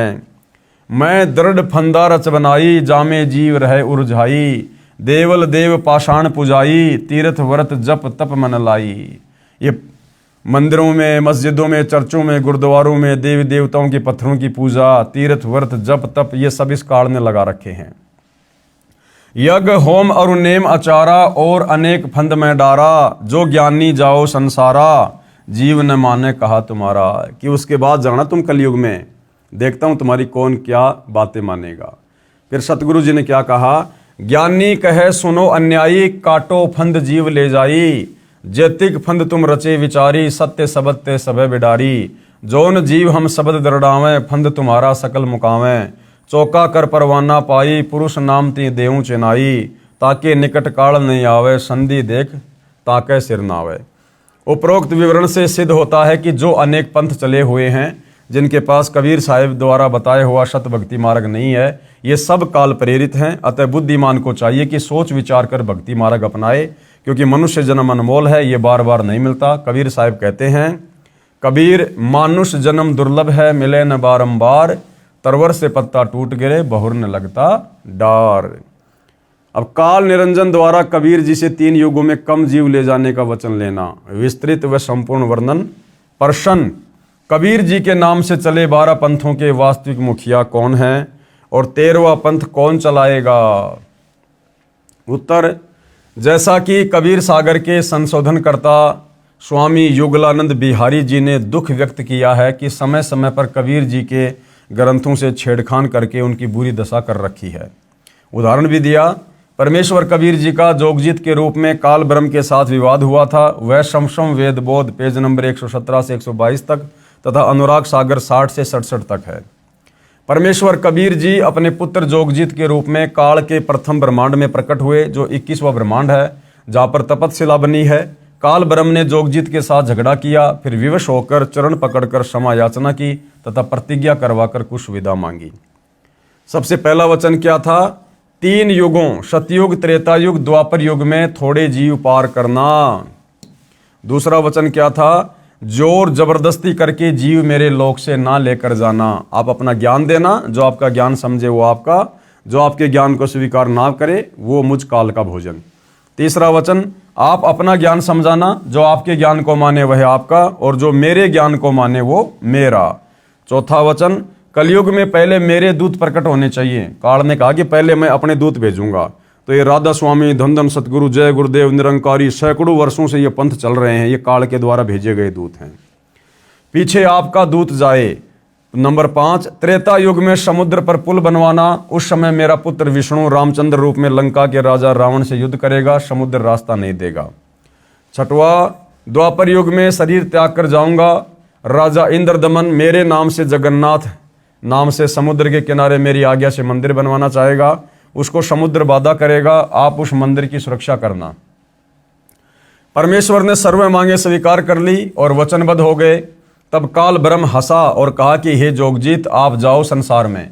जिस समय कलयुग आएगा उस समय मैं अपने 12 दूत नकली सतगुरु संसार में भेजूंगा। जब कलयुग 5505 वर्ष पूरा होगा तब तक मेरे दूत तेरे नाम से, कबीर जी के नाम से 12 कबीर पंथ चला दूंगा। कबीर जी ने जोगजीत रूप में काल ब्रह्म से कहा था कि कलयुग में मेरा नाम कबीर होगा और मैं कबीर नाम से पंथ चलाऊंगा। इसलिए काल ज्योति निरंजन ने कहा था कि आप कबीर नाम से एक पंथ चलाओगे तो मैं काल कबीर नाम से 12 पंथ चलाऊंगा। सभी मानव को भ्रमित करके अपने जाल में फांस कर रखूंगा। इनके अतिरिक्त और भी कई पंथ चलाऊंगा जो सतलोक सचखंड की बातें किया करेंगे तथा सत्य साधना उनके पास नहीं होगी, जिस कारण से वे सतलोक की आशा में गलत नामों को जाप करके मेरे जाल में ही रह जाएंगे। काल ब्रह्म ने पूछा था कि आप किस किस समय कलयुग में अपना सत्य कबीर पंथ चलाओगे? कबीर जी ने कहा था कि जिस समय कलयुग 5505 वर्ष बीत जाएगा तब मैं अपना यथार्थ 13वां कबीर पंथ चलाऊंगा।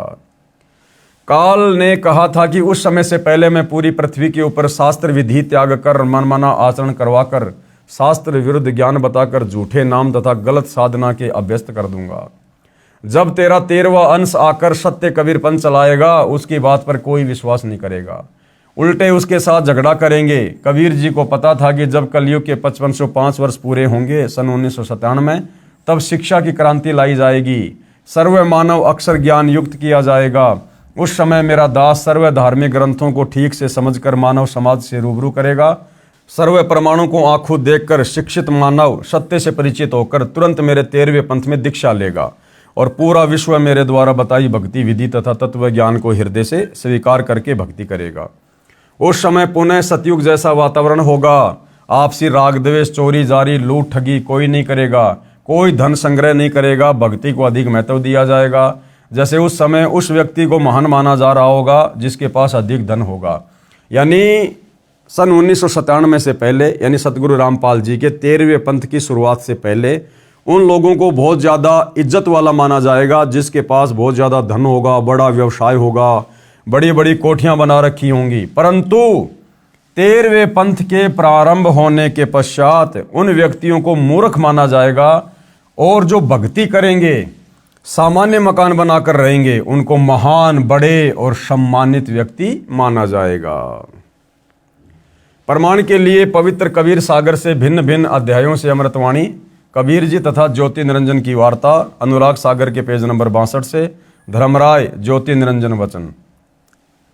धर्मराय असविंती ठानी, मैं सेवक द्वितीया न जानी, ज्ञानी बिनती एक हमारा, सो न करहूँ जीते हो मोर बिगारा। पुरुष दीन जस मोकू राजू, तुम भी देऊँ तो होवे मम काजू। अब मैं वचन तुम्हारो मानी, लीजियो हंसा हमसो ज्ञानी। पृष्ठ 63 से अनुराग सागर की वाणी। दयावंत तुम साहिब दाता, एतिक कृपया करो होताता। पुरुष सराप मोकू दीन्या, लख जीव नित ग्रासन कीन्या। पृष्ठ 64 से अनुराग सागर की वाणी। जो जीव सकल लोक तय जावे आवे, कैसे सुधा मोर मिटावे। जैसे पुरुष कृपया मोपे कीन्या, भवसागर का राज मोह दीन्या। तुम भी कृपया मो पर करहूँ, जो मांगूं सो मोहे देहूँ बरहूँ। सतयुग त्रेता युग द्वापर माही, तीनों युग जीव थोड़े जाही। चौथा युग जब कलयुग आवे, तब तब शरण जीव बहु जावे। पेज नंबर 65 से अनुराग सागर की वाणी, ऊपर से वाणी पंक्ति नंबर 3 से। प्रथम दूत मम प्रकटे जाई, पीछे अंश तुम्हारा आई। पृष्ठ 64 से अनुराग सागर की वाणी, ऊपर से वाणी पंक्ति नंबर 6। ऐसा वचन हरि मोहि दीजे, तब संसार गवन तव कीजे। जोगजीत वचन, ज्ञानी वचन। पृष्ठ 64 से अनुराग सागर की वाणी, ऊपर से वाणी पंक्ति नंबर 7। अरे काल तुम परपंच पसारा, तीनों युग जीवन दुख डारा। बिनती तोरी लीन में जानी, मोकू ठगा काल अभिमानी। जस बिनती तू मोशन कीनी, सो अब बकस तोहे दीनी। चौथा युग जब कलयुग आवे, तब हम अंश अपना अंश पठावे। धर्मराय यानी काल वचन। पृष्ठ 64 से अनुराग सागर की वाणी, ऊपर से वाणी पंक्ति नंबर 17। हे साहिब तुम पंथ चलाऊ, जीव उबार लोक ले जाऊं। पृष्ठ 66 से अनुराग सागर की वाणी, ऊपर से वाणी पंक्ति नंबर 8, 9, 16 से 21। संधि छाप सार शब्द मोय दीजिए ज्ञानी, जैसे देवोगे हंस सैदानी। जो जन मोकू संधि सार शब्द बतावे, ताके निकट काल नहीं आवे। कहे धर्मराय जाओ संसारा, आनु जीव नाम अधारा। जो हंसा तुमरे गुण गावे, ताही निकट हम नहीं जावें। जो कोई लहे शरण तुम्हारी, मम सिर पग दे हो पारी। हम तो तुम संग कीन डिठाई, तात जान कीन लड़काई। कोटिन अवगुण बालक करही, पिता एक चित न धरही। जो पिता बालक को दे निकारी, तब को रक्षा करे हमारी। सार नाम देखो जय साथा, ताई हंस में निवाऊं माथा। ज्ञानी वचन, कबीर वचन। Anurag Sagar page number 66। जो तोई देऊं संधि बताई, तो तू जीवन को हो दुखदाई। तुम परपंच जान हम पावा, काल चले नहीं तुमरा दावा। धर्मराय तो ही प्रकट बाख्या, गुप्त अंक बीरा हम राख्या। जो कोई लेई नाम हमारा, ताई छोड़ तुम हो जाना नियारा। जो तुम मोर हंस को रोको भाई, तो तुम काल रहन नहीं पाई। धर्मराय यानी काल निरंजन वचन। पृष्ठ 62 तथा 63 से अनुराग सागर की वाणी। बेशक जाओ ज्ञानी संसारा, जीव न माने कहा तुम्हारा जीव न माने, हमरी और हो बाद बखाने। दृढ़ फंदा में रचा बनाई, जामे सकल जीव उर्जाई। वेद शास्त्र समृति गुणगाना, पुत्र मेरे तीन प्रधाना। तीनों बहुबाजी रचि राखा, हमरी महिमा ज्ञान मुख बाख्या। देवल देव पाषाण पुजाई, तीर्थ व्रत जप तब मन लाई। पूजा विश्व देव आधारी, ये मति जीवों को राख्या बांधी। जग होम और नेम अचारा, और अनेक फंद में डारा। ज्ञानी कबीर वचन। हमने कहा सुनो अन्यायी, काटो फंद जीव ले जाई। जैते फंद तुम रचे बिचारी, सत्य शब्द ते सबे विडारी। जोन जीव हम शब्द दृढ़ावे, फंद तुम्हारा सकल मुक्तावें। जब ही जीव चीन जान ज्ञान हमारा, तज ही भरम सब तोर पसारा। सत्य नाम जीवन समझावे, हंस उबार लोक ले जावें। पुरुष सुमरण सार बीरा, नाम अविगत जनाव हूँ। शीश तुम्हारे पांव दे के हंस लोक पठाव हूँ। ताके निकट काल नहीं आवे, संधि देख ताको सिर नावे। धर्मराय काल वचन। पंथ एक तुम आप चलाओ, जीवन को शतलोक ले जाऊं। द्वादश पंथ करूं मैं साजा, नाम तुम्हारा ले करूं आवाजा। द्वादश यम संसार पठाऊं, नाम कबीर ले पंथ चलाऊं। प्रथम दूत मेरे प्रकटे जाई, पीछे अंश तुम्हारा आई। ये विधि जीवन को भरमाऊं, आपन नाम पुरुष का बताऊं। द्वादश पंथ नाम जो ले ही, हमरे मुख में आन समोई। ज्ञानी कबीर वचन चौपाई। अरे काल परपंच पसारा, तीनों युग जीवन दुख आधारा। बिनती तोरी लीन में मानी, मोकू ठगे काल अभिमानी। चौथा युग जब कलयुग आई, तब हम अपना अंश पठाई। काल फंद छूटे नरलोई, सकल सृष्टि परवानिक होई। घर घर देखो बोध विचारा, सत्य नाम सब ठोर उचारा। 5505 तब ये वचन होएगा साचा। कलयुग बीत जाएगा तब एता, सब जीव परम पुरुष पद चेता। भावार्थ वाणी संख्या 55 से 61 तक। परमेश्वर कबीर जी ने कहा कि हे काल, तूने विशाल प्रपंच रच रखा है। तीनों युगों सतयुग त्रेता द्वापर में जीवों को बहुत कष्ट देगा। जैसा तू कह रहा है, तूने मेरे से प्रार्थना की थी वह मान ली। तूने मेरे साथ धोखा किया है, परंतु चौथा युग जब कलयुग आएगा, तब मैं अपना अंश यानी कृपया पात्र आत्मा भेजूंगा। हे काल, तेरे द्वारा बनाए सर्व फंद यानी अज्ञान आधार से गलत ज्ञान व साधना को सत्य शब्द तथा सत्य ज्ञान से समाप्त करेगा।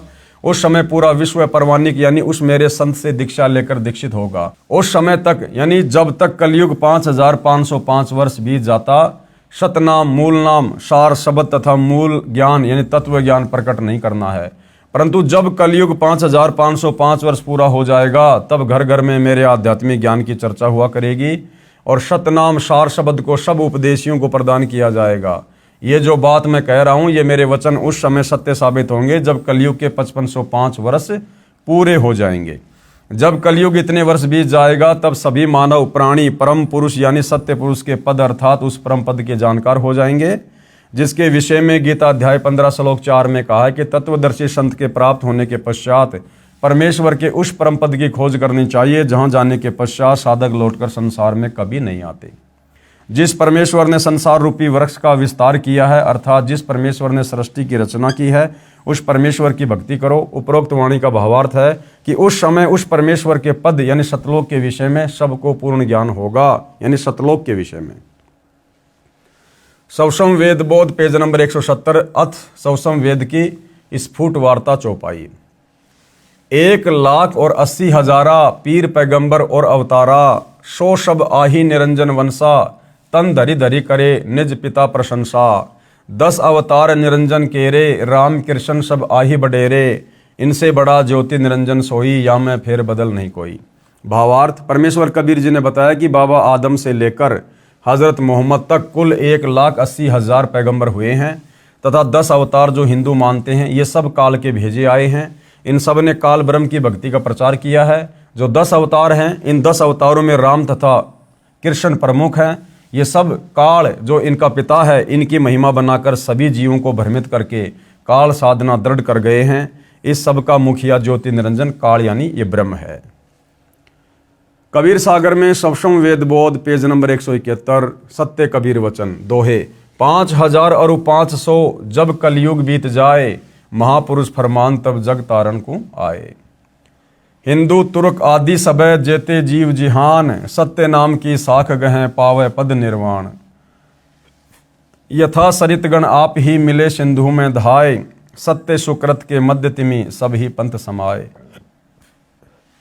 जब लग पूर्ण होय नहीं ठीक का तिथिवार, कपट चातुरु तब ही लो सवसम वेद निराधार। सभी नारी नर शुद्ध तब जब ठीक का दिन आवंत, कपट चातुरी छोड़ के शरण कबीर गहनत। एक अनेक हो गए पुनः अनेक हो एक, हंस चले सतलोक सब सत्य नाम की टेक। घर घर बोध विचार हो दुर्मति दूर बहाए, कलयुग में सब एक होई बरते सहज सुभाए। कहाँ उग्र कहाँ शुद्र हो हरे सब की भोपीर, सो समान समदृष्टि है समरथ सत्य कबीर। भावार्थ किया गुरुदेव ने।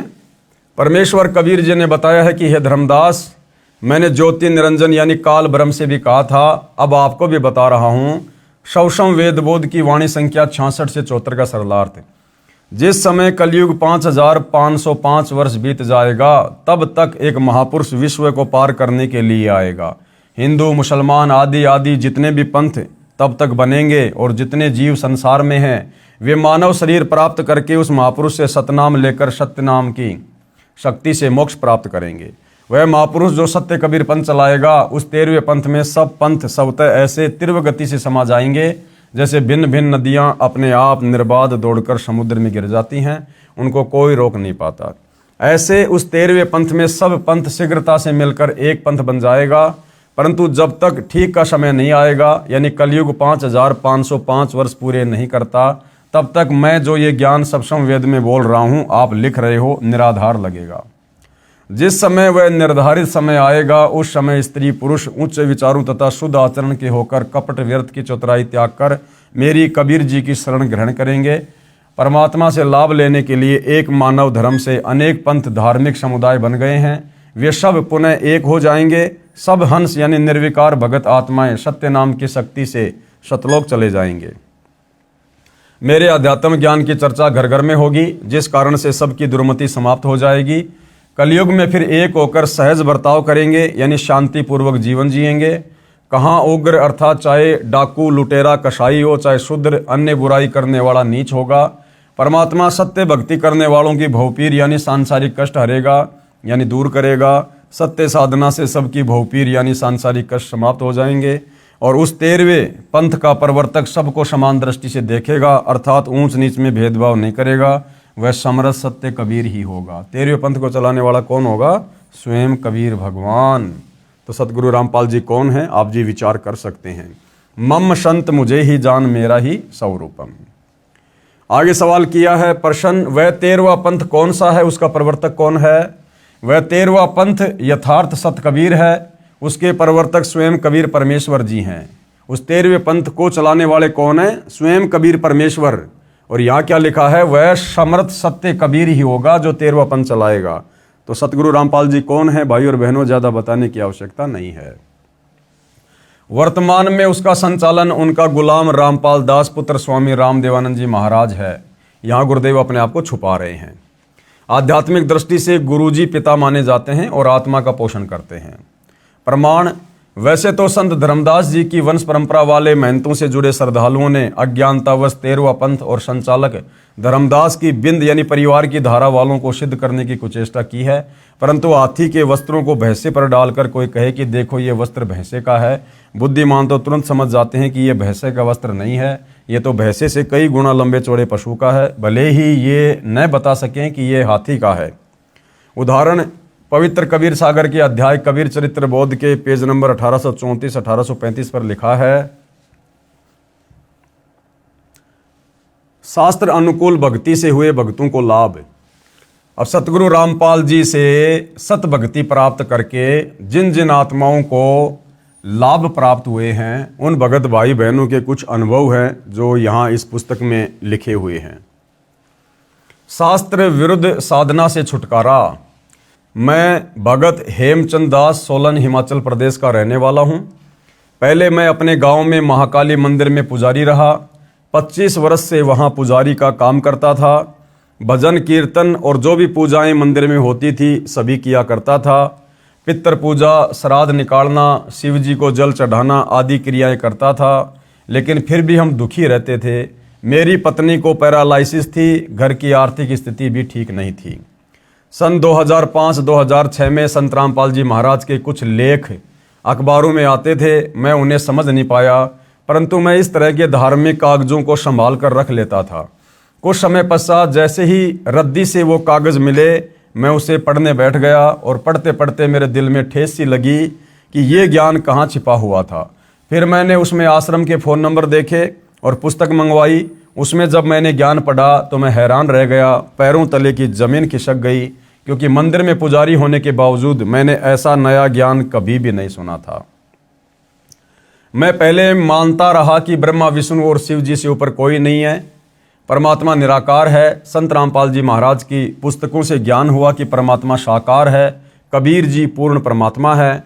परमात्मा ने अंदर एक ऐसी प्रेरणा जगाई कि संत रामपाल जी के पास ही वह अमर मंत्र है जिससे हमारा कल्याण होना है। इसी से हमारा जन्म मरण का भयंकर रोग कटेगा। उनके ज्ञान से प्रभावित होकर मैंने संत रामपाल जी महाराज से दीक्षा ली। मैंने सभी तरह की शास्त्र विरुद्ध पूजाएं बंद कर दी। पितृ पूजा, श्राद्ध निकालना आदि सब त्याग दिया। गुरु जी का उपदेश लेने के बाद मुझे सबसे बड़ा तो आध्यात्मिक लाभ हुआ। जन्म मरण से मुक्ति की सच्ची राह मिली। मेरी भगतमती को पैरालाइसिस की परेशानी थी। हर जगह बड़े बड़े डॉक्टरों व नीम हकीमों के चक्कर लगा चुके थे, परंतु परमात्मा के आशीर्वाद मात्र से मेरी भगतमती ठीक हो गई। परमात्मा की दया से हमारी आर्थिक स्थिति भी ठीक हो गई। फिर मैंने ये ज्ञान प्रचार करना शुरू कर दिया। मुझे लगा कि ये ज्ञान तो जन जन तक पहुंचाना चाहिए, लेकिन मेरी बातों पर किसी ने गौर नहीं किया। लोगों ने विरोध किया, कहा कि तुम ये कौन सा अलग ज्ञान ले आए, ऐसी बातें ना किया करो। परंतु मुझे इस ज्ञान से परमात्मा की दया से कोई डगमग नहीं कर पाया। ऐसा सत्य ज्ञान व सत्य भक्ति मार्ग पृथ्वी पर और कहीं नहीं है। मेरी सभी से प्रार्थना है कि आप भी प्रभु के चरणों में आओ। संत रूप में आए परमेश्वर के संदेश वाहक संत रामपाल जी महाराज को पहचानो। मुफ्त नाम उपदेश प्राप्त करके कृपया अपना कल्याण करवाएं। भगत हेमचंद दास। मोबाइल नंबर वर्तमान में है या नहीं इसकी कोई गारंटी नहीं है, फिर भी आप जी चाहें तो कन्फर्म कर सकते हैं। शास्त्र अनुकूल भक्ति से मिला जीवन दान, एक अन्य भगत की आत्मकथा। मेरा नाम सपना तोमर है। मैं शाहजहाँपुर उत्तर प्रदेश से हूँ। पहले मैं ब्रह्मा विष्णु महेश तथा माता की पूजा किया करती थी। मेरे पापा जी ने सन 2013 में संत रामपाल जी महाराज से नामदान लिया था। वो टीवी पर सत्संग देखते थे। मैंने देखा कि संत रामपाल जी महाराज गीता, कुरान, गुरु ग्रंथ साहिब और बाइबल आदि प्रमाण सहित खोलकर दिखा रहे हैं।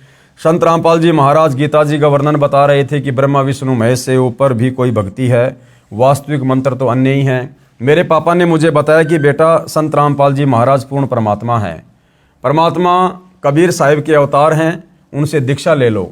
मैंने अप्रैल 2014 में संत रामपाल जी महाराज से नाम दीक्षा ली। संत रामपाल जी महाराज से नाम दीक्षा लेने के बाद मुझे काफ़ी लाभ हुए। मेरे पति को 1-2 साल से पथरी की समस्या थी और फिर पाइल्स की समस्या भी हो गई। डॉक्टर के पास अल्ट्रासाउंड करवाया तो उन्होंने 5 mm की पथरी बताई और बोले कि ये हैवी हो गई है और इसका ऑपरेशन करवाओ, लेकिन उन्होंने ऑपरेशन नहीं करवाया। फिर मैंने संत रामपाल जी महाराज जी से प्रार्थना की तो परमात्मा ने उनकी पथरी ऐसे गायब कर दी जैसे उनको पथरी कभी थी ही नहीं। उसके कुछ समय बाद उनको पाइल्स बवासीर की समस्या बढ़ने लगी। एक देसी वैद्य के पास गए, उनकी दवा से कुछ खास फायदा नहीं हुआ।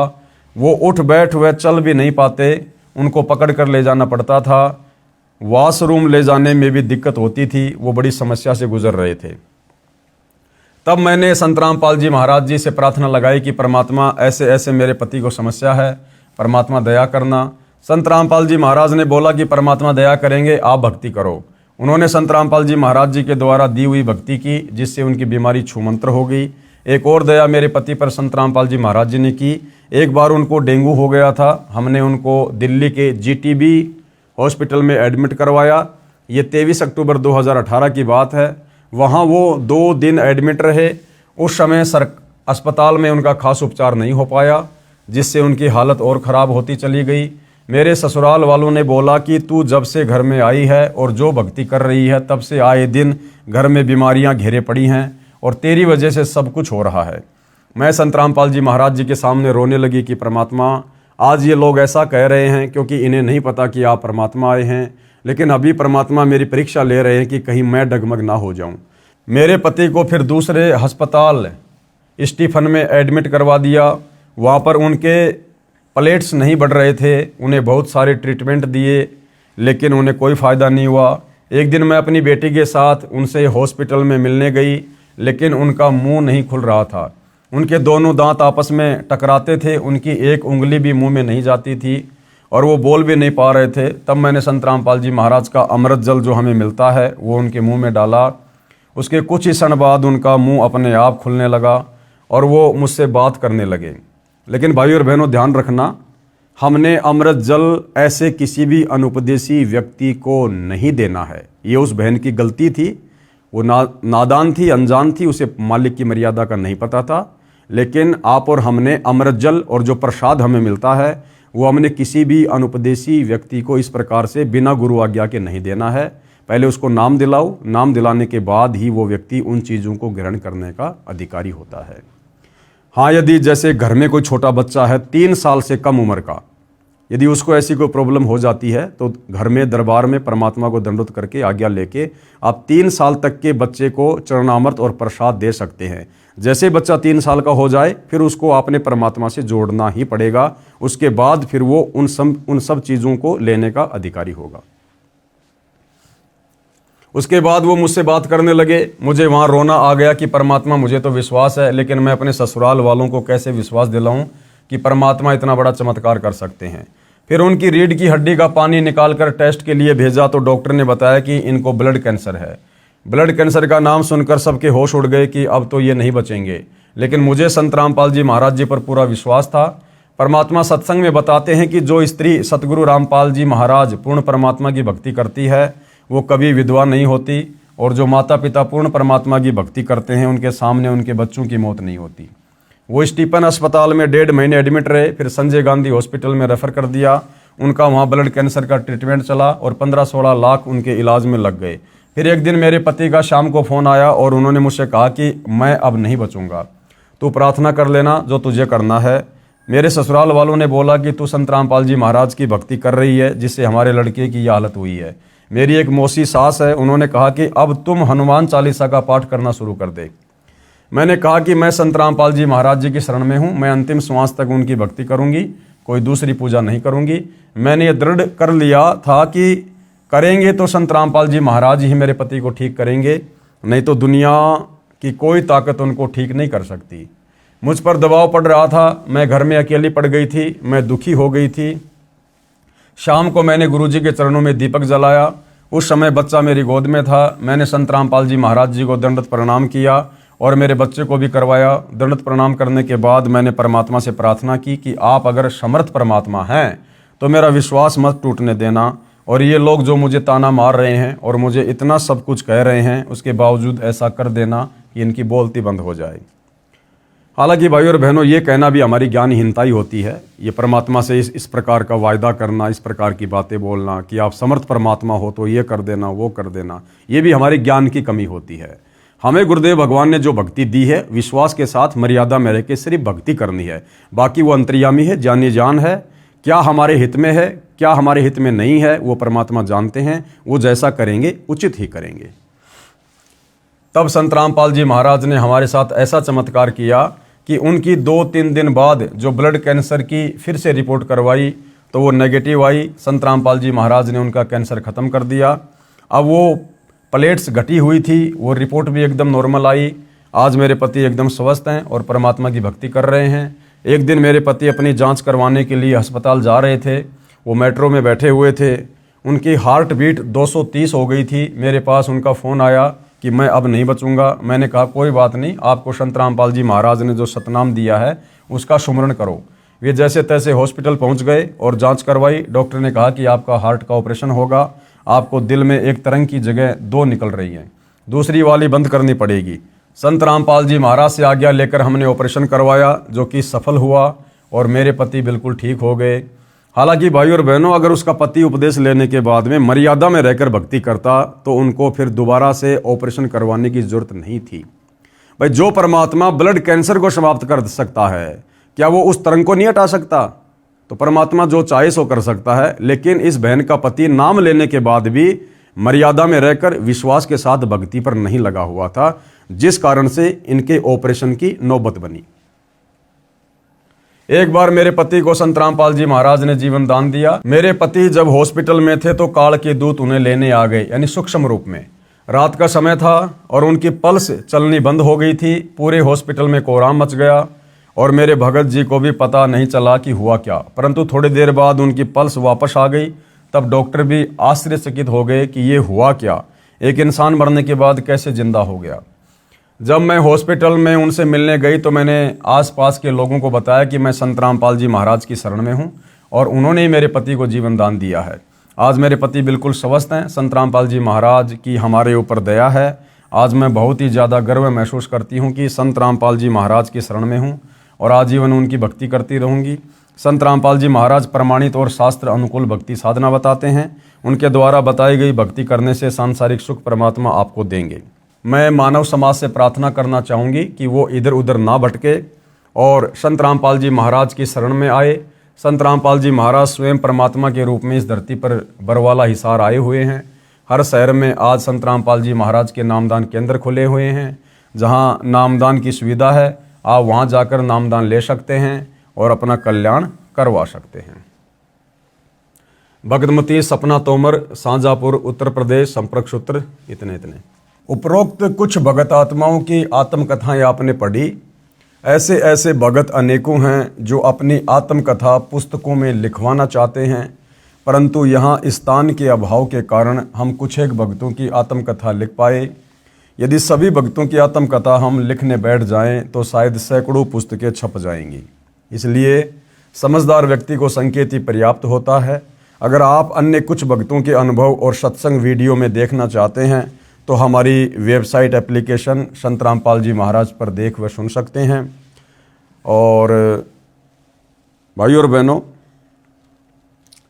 सतगुरु रामपाल जी परमेश्वर जी के आशीर्वाद से इस पवित्र पुस्तक हिंदू साहिबान नहीं समझे गीता वेद पुराण, इस पर वीडियो बनाने की श्रृंखला समाप्त हुई। भाइयों और बहनों, आपने इस पुस्तक में अच्छे से देख लिया है, जान लिया है, पहचान लिया है कि पूर्ण परमात्मा कौन है, कैसा है, कहाँ रहता है, कैसा दिखाई देता है, साकार है या निराकार है, और ये ब्रह्म, परब्रह्म, ब्रह्मा विष्णु महेश, अध्यात्म में इनकी क्या स्थिति है, इनकी भक्ति साधना का धर्मशास्त्र में विधान है या नहीं है। इन तमाम बातों से भाइयों और बहनों आप जी परिचित हो चुके हैं।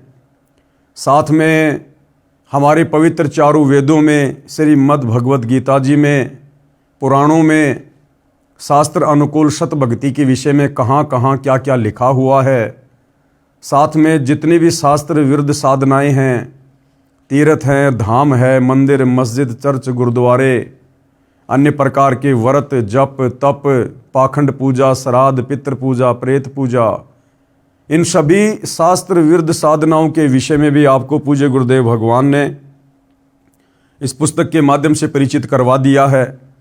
साथ में ये भी बता दिया कि 84 लाख योनियों से भिन्न हमें जो ये मनुष्य जन्म प्राप्त हुआ है, असल में परमात्मा ने ये मनुष्य जन्म क्यों दिया है, इसका क्या प्रयोजन है, कैसे ये सफल होगा और कैसे हम जन्म और मरण के दीर्घ रोग से छुटकारा प्राप्त कर सकते हैं, कैसे हम लक्ष 84 योनियों से बाहर निकल सकते हैं और सनातन परम धाम को यानी सतलोक को प्राप्त कर सकते हैं। तो भाई और बहनों, समझाने में परमपिता परमेश्वर जी ने कोई कमी नहीं छोड़ी है किसी भी प्रकार की। ये पुस्तक हिंदू साहिबान नहीं समझे गीता वेद पुराण, ये तो मात्र एक नमूना है, एक सैंपल है। वास्तविक ज्ञान और अधिक ज्ञान अध्यात्म के विषय में जब आप YouTube पर सतगुरु रामपाल जी के सत्संग सुनना शुरू करेंगे, आप जी को मिलेगा। तो भाई और बहनों, इस पुस्तक को देखने के बाद, पढ़ने के बाद अब लास्ट में ज़्यादा कुछ कहना बाकी नहीं रह जाता है। केवल हम आपसे प्रार्थना कर सकते हैं, विनती कर सकते हैं कि समझदार को तो संकेत ही काफ़ी होता है। तो भाई और बहनों, इस पुस्तक को पढ़ने के बाद आपको ये समझ में आ गया होगा कि परमपिता परमेश्वर जी ने लक्ष 84 योनियों से भिन्न हमें ये अनमोल मनुष्य जन्म क्यों दिया है।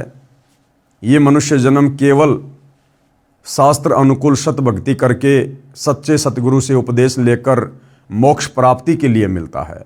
और यदि हमने इस भक्ति युग में, जिसको बिचली पीढ़ी कहते हैं, स्वयं परम अक्षर ब्रह्म सत्य कबीर तत्वदर्शी संत सतगुरु रामपाल जी के रूप में धरती पर प्रकट हैं, विद्यमान है, यदि हमने उनकी शरण ग्रहण करके मोक्ष नहीं करवाया, तो भाई और बहनों फिर अगला जन्म हमारा लक्ष्य 84 में है, नरक में है।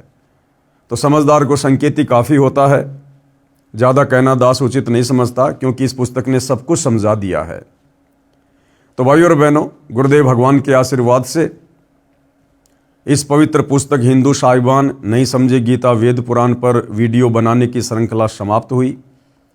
पूज्य गुरुदेव भगवान के आशीर्वाद के बिना एक शब्द भी मुख से उच्चारित करना संभव नहीं था, लेकिन परमेश्वर जी की दया रही और इस पुस्तक पर वीडियो बनाने की श्रृंखला कंप्लीट हुई। आगे परमेश्वर जी जैसी भी आज्ञा करेंगे, जैसी भी सेवा देंगे, हम दास उनकी सेवा में, उनके चरणों में हाजिर होंगे। तब तक के लिए सभी भगत भाई बहनों को सत साहिब बंदी छोड़ सतगुरु रामपाल जी परमेश्वर जी की जय हो।